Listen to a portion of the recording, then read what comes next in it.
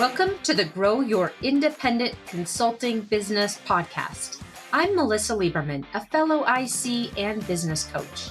On this podcast, I teach you to become a consistently booked independent consultant without becoming a pushy salesperson or working 24/7. If I can do it, you can too. Listen on to find out how. Welcome to this week's episode. I'm so happy you're here, as I am every week and tell you every week, but I'm so grateful that you're here and listening and hopefully putting what I share with you into action so you can grow your consulting business and feel more autonomous and impactful and make more money. That's why we're here, all of those reasons and more. So today we're going to talk about the consulting trends that I'm already seeing in 2023 and share with you how you can apply those consulting trends to your business and also to how you help your own corporate clients. So this is kind of like a double whammy today. You can use this to improve your business and then also use it as thought process for guiding your own clients. Before we dive in, I was thinking about it. It's already the end of January as I'm recording this, so it will go live in February. I feel like the year is already going so quickly. I don't know about you, but I'm ready for spring. And also, I've just been spending so much time at the swimming pool. My three kids, who are 12, 9, and 7, are all on a club swim team. So that's year-round swimming. And it's like 2.5 hours every single night. And it's been every single weekend lately. So I'm kind of ready for at least outdoor swimming pools and not so much indoor swimming pools. Yeah, but they're all doing really good. Even this 7-year-old's learning how to do butterfly, which is really hard. Anyway, that's just a personal note here. Let's dive into today's topic, which is the consulting trends that are emerging and really honestly have been emerging for a while now. None of them are just hitting us in this first month of 2022. But I think it's so important to zoom out, look at the big picture, think about what's happening in our economy, thinking about what's happening in our societies, and just really think about how that can benefit your business. We hear so many terrible, catastrophic, horrible things on the news, whether you're listening to it or reading it or even trying to avoid it, it just creeps in, right? And so just taking a moment today to take a step back and say, what is happening in the bigger picture and how might this apply to my business from a benefit perspective? And also, how could what's happening be a benefit that I can help my corporate clients to work through? So as from an advisory and expert and thought leadership perspective. So that's why we're talking about this today. I want to really help you zoom out because we don't have to be in survival mode this year. We don't have to dig down and, hope in recession or whatever the word is polycrisis is a new word I've been hearing. Whatever's going on, we don't have to kind of hunker down and hope it ends soon. You can truly use this as a benefit for your consulting business. There are truly real opportunities out there for you that I'll talk about today that you can put to work and put them into your business as an advantage.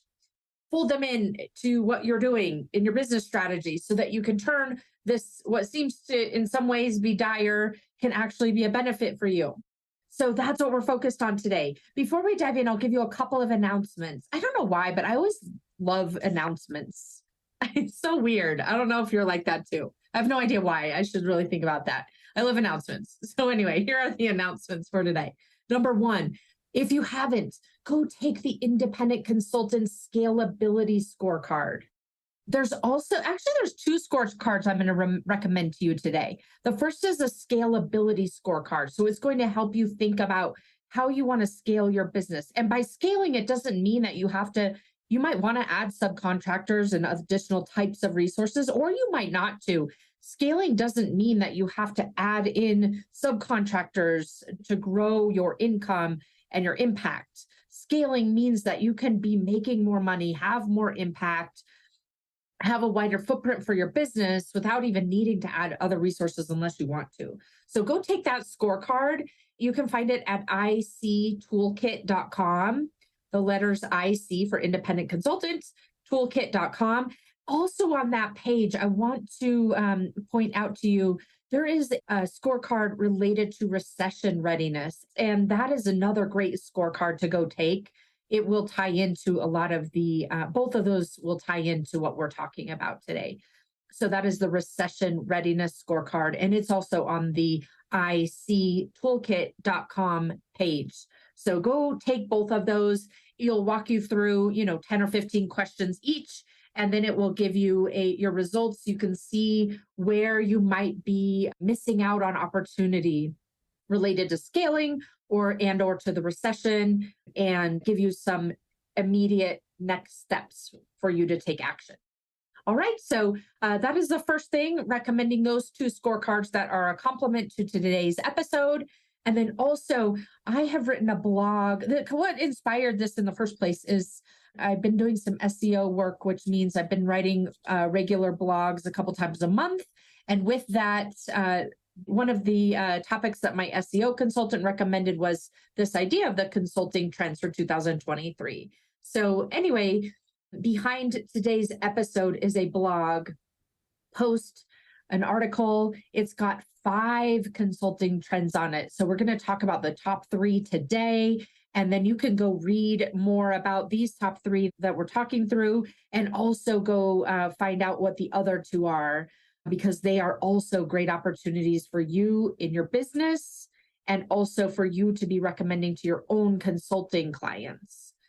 So go over to my website. It's melissalieberman.com, and then look for the resources menu, and then you'll see blog for independent consultants there. So go find that. Those complimentary resources, we'll put the links to all of this in the show notes as well.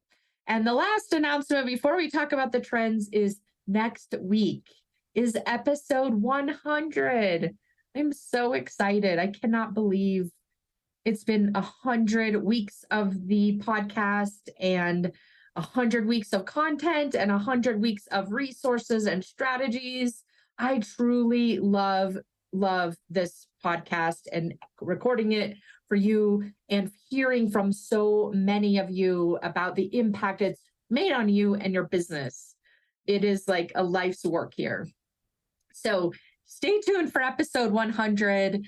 I have something really a big treat for you coming up, and I can't wait to share it with you. So stay tuned for that next week, a little teaser. If you haven't yet had a chance to review and rate the podcast, I would be incredibly grateful. It helps other people go find it. So go on to Apple, give it a 5-star review if you feel that's warranted, and leave a written review so that other people can find it. Okay, those are the announcements. Let's talk about the 3 consulting trends for 2023. And like I said, I've written actually 5 of these. So be sure to go check the blog so that you can reinforce what we're talking about today, and then also look at what those other 2 are. Okay, so the 3 consulting trends for 2023. We're going to talk about each. I'm going to break down each of the 3 trends for you. Then I'm going to talk with you about how you can very specifically apply that trend to your business, and then very specifically talk with you about how you can apply this trend for your consulting clients in the work that you do. So that is our format for today. Trend number 1, no surprise. The economy is volatile. That is the trend. But to be more specific to you and your business, the volatile economy is creating opportunities for consultants. That is the consulting trend that I want to share with you and really talk with you about why that is and how you can apply it. So as you, I'm sure, are well aware, the economy is in a bumpy spot. Just, in January, there were a lot of big tech layoffs. It's just, everyone's talking about this. I don't need to belabor it. But what I will say is, in doing the research, the Chamber of Commerce, US Chamber of Commerce, is at best predicting a bumpy 2023 and recommending that businesses should be prepared, as always, for unexpected events that come out of nowhere. That is a quote. That is from the US Chamber of Commerce. And so as a result of this bumpy economy that we're already seeing layoffs, some en masse, some more kind of under the radar, you might be experiencing this at different clients that you've worked with historically. Budgets are getting cut. You might be hearing that kind of thing back from potential clients. So yes, this is all true. This is on the table. This is happening, as it does, quite frankly, all the time, right? There are always layoffs. There are always reductions in force. There are always budgets that are cut and then restored over time.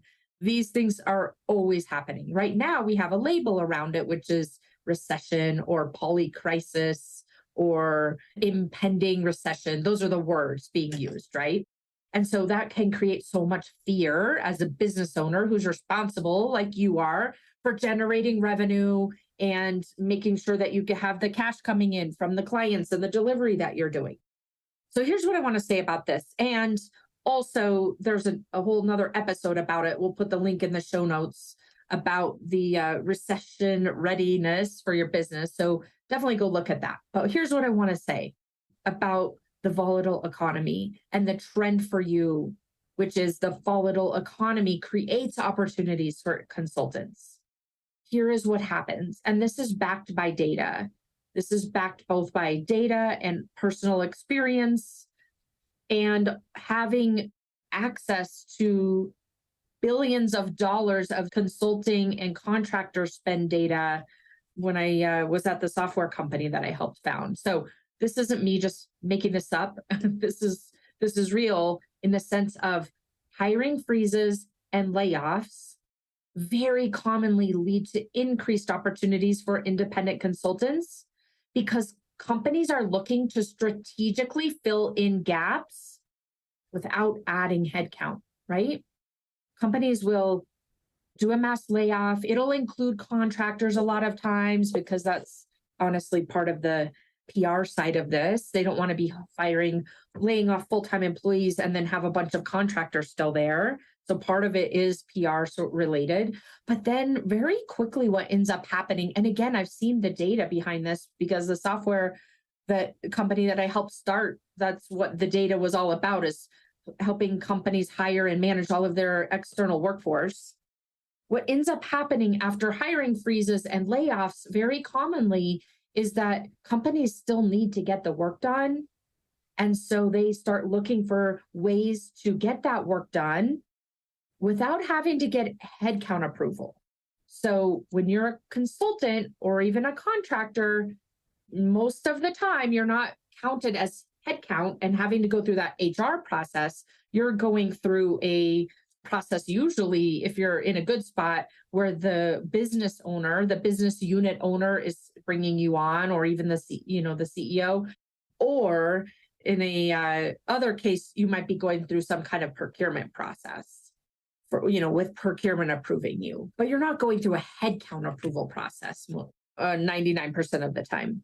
So with that, I want to point out to you that this volatile economy, you can look at it in one of two ways. One, which is, oh no, I better hunker down. This is really scary, which does not serve you. Or you can start looking at where is the opportunity here? Because my ideal clients are suffering right now. They are trying to do so much more with so much less. How can I use that as a way to come in and sell my services and help them? Those are the kinds of questions you want to be shifting into. The other thing is your clients, your ideal clients, are needing consulting expertise now more than ever as they're navigating the challenges of this volatile economy, of the cost cutting, of the labor challenges, of the competition, of the ever increasing customer demands, of the long-term impacts of COVID on the workforce. All of these things are creating a dynamic where what you do and the expertise you have, where you can come in with a scalpel instead of a sledgehammer and help them to navigate through using your expertise, is in demand and needed now more than ever. So again, looking at the volatile economy and what kinds of opportunities it could possibly create for you. Okay, let's talk specifically about how you can apply this trend to your consulting business. So the first thing you're going to want to do is really look at, for your own consulting business, start looking at where you can fine tune your existing services so they're applying to these current economic conditions. It could be that it's harder to get big projects approved. So why not separate them out into two, where you're doing more of a kind of strategy / road mapping project, a smaller engagement to start with, and then you're recommending and selling, a bigger follow-on implementation style type of work. That's one way to look at what your existing services are and making a pivot that takes into consideration the volatile economic situation, right? You can also identify new services and solutions that you could provide to your consulting clients based on what their specific needs are and obstacles they're facing during this volatility. So what would be the new services that, start thinking about, and new solutions? Look at your ideal clients and think about and make a strategy around uncovering opportunities to fill in the gaps that are left by these hiring freezes and layoffs. Where can you go in, and maybe you're offering some kind of stopgap solution for them? I have one client right now. He uncovered a need that an ideal client has for the type of work that he does. And he knows that it's going to take them 6 months to hire that type of individual. So he went in and proposed some fractional work that he can provide to them in the meantime, where he's providing expertise, he's helping them with strategy, he's potentially bringing in an analyst type person to support some of the execution. And it's giving that client of his a solution to a really big problem, a hole that they had in their business. So go uncover those opportunities like that. The other thing you can do is go take that recession readiness assessment and listen to that specific episode. Again, we'll put the link in the show notes. Can't remember the exact number, but walks you through very specifically or much more in detail about the recession readiness part of your business. So think about that and start applying this volatility to your business as a benefit versus as a threat. Okay, and then think about, how does this apply to your consulting clients? Consulting clients are going to be looking for creative and innovative ways to solve their business problems so they can stand out, so they can hit their business goals with less headcount, right? So think about, from their perspective, how can you help them solve these challenges by providing some unique solutions, by helping them, just like you are, helping them to look at their own services, their own products, and figure out how to use the volatility to their advantage instead of as a detriment. So you're essentially taking a lot of the thought processes that you might be doing for your own business and doing something similar to help your own clients, for them to solve their own issues and challenges that are created by this volatility, and to use it to their advantage instead of seeing it as a threat that they've got to really protect themselves from. Hunker down and lose this opportunity to innovate and grow and pivot during this type of of an economic situation. So that's not trend number one. The economic volatility can be an asset to you in your business if you treat it as such. Trend number two is the future of work is opening so many doors for independent consultants. If you go Google future of work, you'll see organizations like Open Assembly and Harvard and the Center for Transformation of Work and Gartner are creating such a dialogue and awareness around this, and quite frankly, acceptance of the future of work, and that it's not going to look the same as what it did when we were, in corporate. or certainly what our parents or grandparents experienced in corporate. It's changing so much. Gartner put out a great article. I'll put the link to this in the show notes as well, on the 9 future of work trends for 2023. It talks about the historic challenges that companies are facing. And one of the ways that Gartner recommends in that article that organizations overcome these challenges is to what they call quiet hire. So the opposite of quiet quitting, now they've coined this term quiet hiring, which is really just a fun way of recommending leveraging alternate approaches to bringing on new capabilities into the organization. And that's what you do. You are an alternate approach to bring on capabilities and expertise into an organization that doesn't look like hiring a full-time employee in that traditional sense, right? So in your wheelhouse, this is exactly who you are as an independent consultant. You provide this alternate approach, which Gartner is calling quiet hiring. Gartner's also recommending that companies pursue in another part of this 9 future of work trends. They talk more explicitly about recommending that companies pursue non-traditional candidates to expand their talent pipelines. You are a non-traditional candidate. You can go in and provide your expertise and experience on a retainer basis, in an advisory basis, in a contracting basis, if that's how you want to work, in a consulting basis. You are a non-traditional candidate. You are part of the future of work. An innovator, you're ahead of the curve in terms of people starting to realize that this is a possibility. So go take advantage of this for your business and to help your clients. To see that now more than ever, companies are starting to realize that they can solve their problems and attain their business objectives in so many different ways. It doesn't have to look like an org chart and hiring people to do the jobs. So this future of work concept, trend, the topic is opening doors for you as an independent consultant. How to apply this to your consulting business. First, initiate conversations with companies that have historically been hesitant to hire you or bring you on as an IC. Relook at your value proposition and think about it differently from the perspective of you don't have to talk anyone into what you do or how you do it. Thinking about your value proposition from the perspective of they're already on board with bringing in independent consultants. Just use that, give that benefit of the doubt, and then think about the next layer. So a lot of times we're trying to talk people into, well, it's safe to use me as an independent consultant versus a big firm, or it's okay you're not going to need to worry about losing your intellectual property when I roll off of and, move on to another client or another engagement. All the things that sometimes are kind of those baseline objections.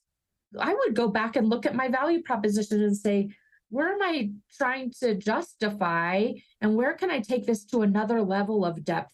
And if I'm assuming that companies are open and willing and excited to bring me in as an independent consultant, how then would I articulate what I do in a compelling way?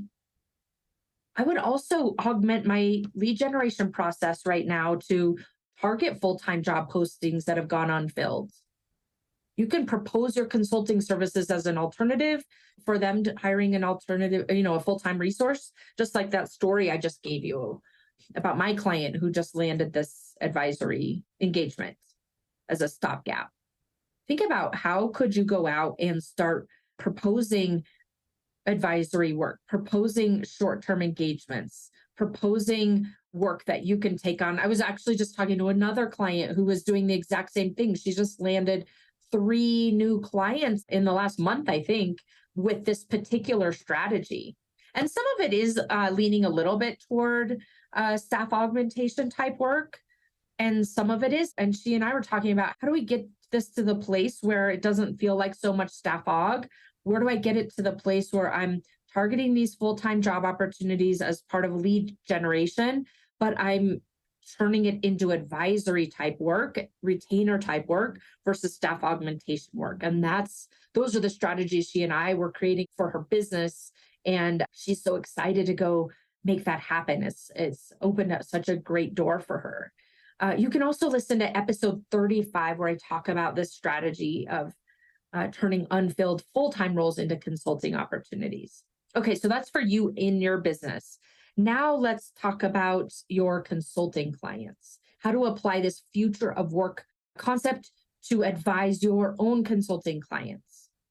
So to remain competitive, your clients, your corporate clients, are going to need to revisit and evolve and bring up to speed their human capital strategies to embrace the future of work if they want to stay competitive, both from, what they deliver to their own clients and also for, when they want to start, when it gets back to the place where they've got to be attracting top talent.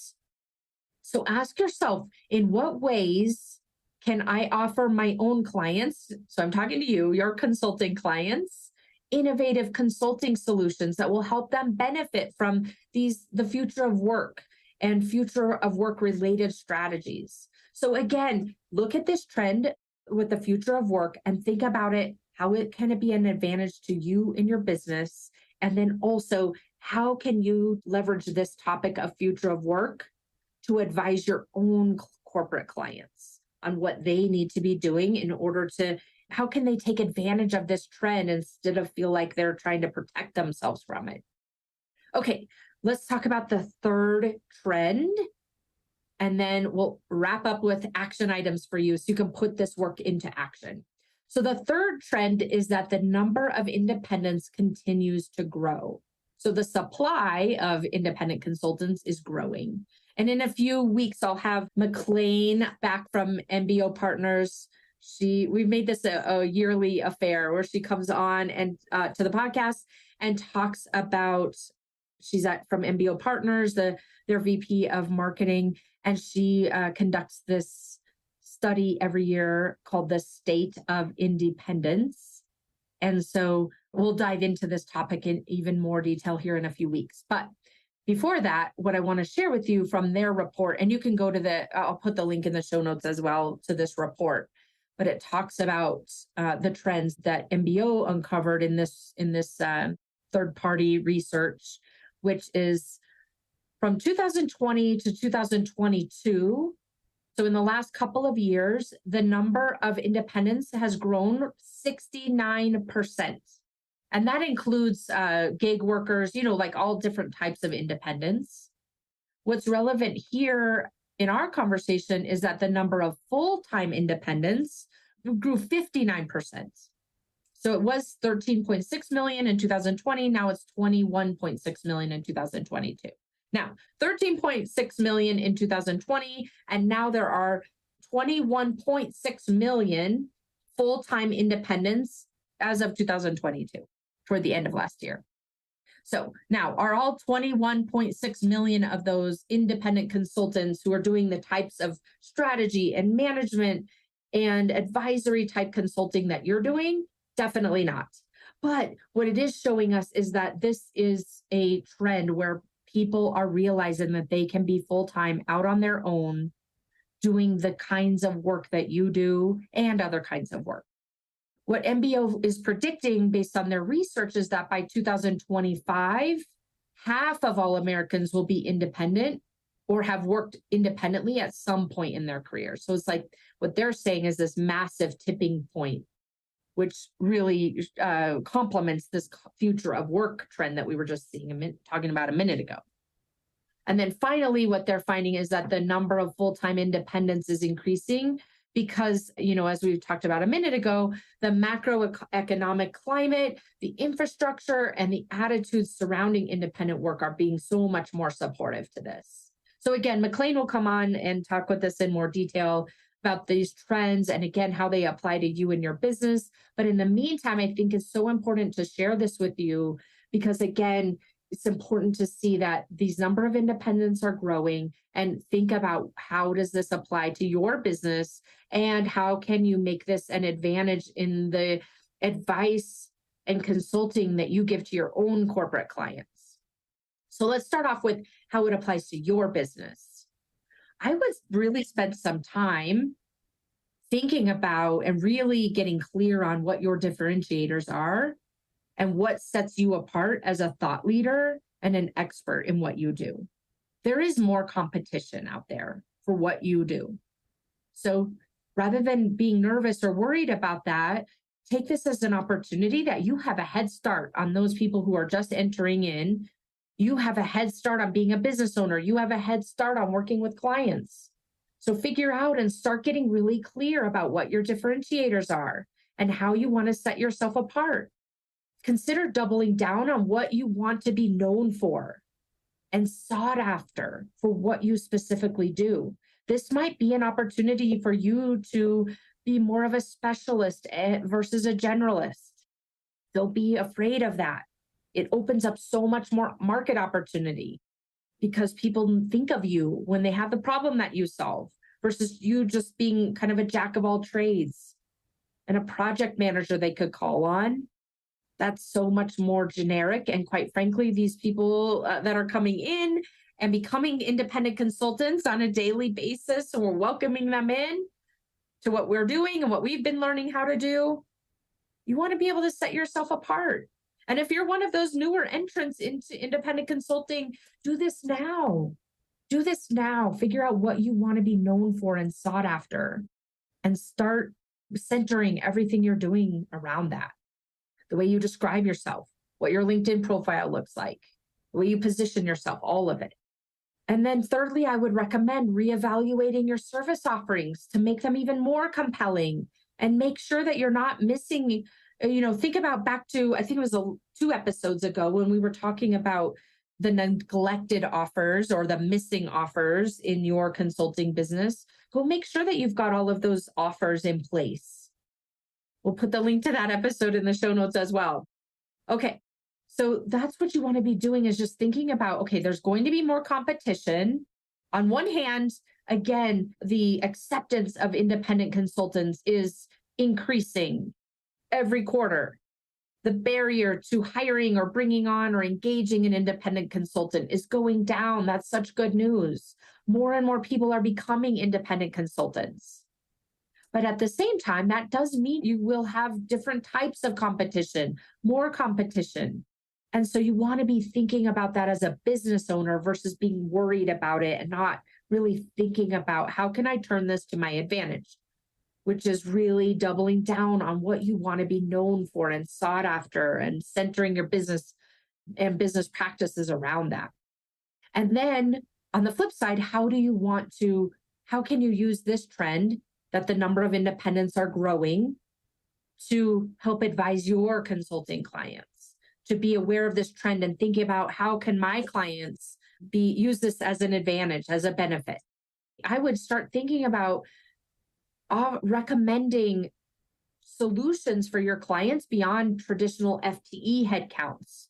So as you're designing solutions or creating roadmaps for your clients, creating strategies for your clients, think about it from a much broader sense.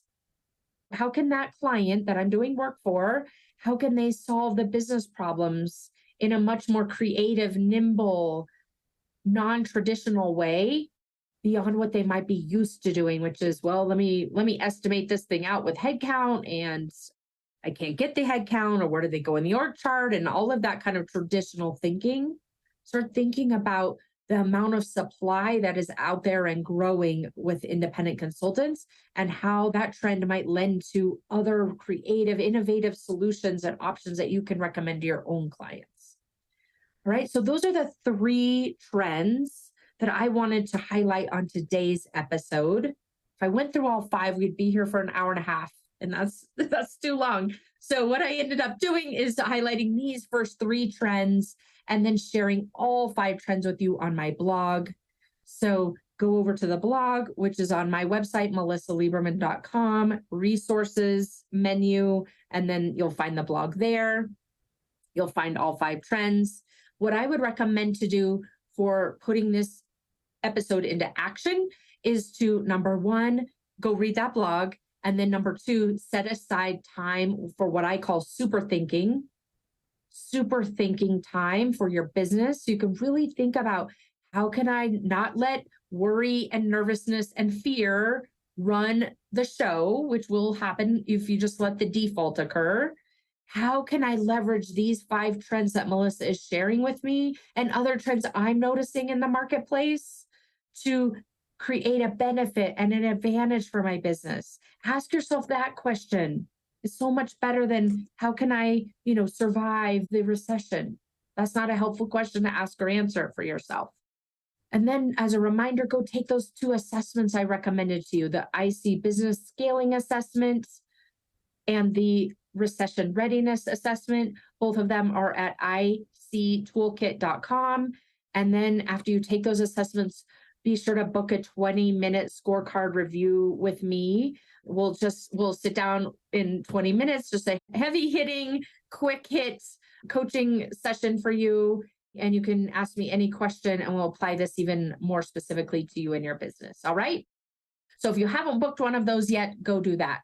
And you can do it at icscorecard.review, or you can do it after you take the assessment. You'll see a link on that page with your results. All right. So good to be with you again here today. And like I said, be sure to tune in next week for episode 100. I can't wait to share this surprise I have for you. All right. Take care. See you next week. Thanks for joining me this week on the Grow Your Independent Consulting Business podcast. If you liked today's episode, I have 3 quick next steps for you. First, click subscribe on Apple Podcasts or wherever you listen to make sure you don't miss future episodes. Next, leave me a review in your podcast app so other independent consultants can find and benefit too. And finally, to put the ideas from today's episode into action, head over to melissalieberman.com for the show notes and more resources to help you grow your consulting practice from your first few projects into a full-fledged business. See you next week.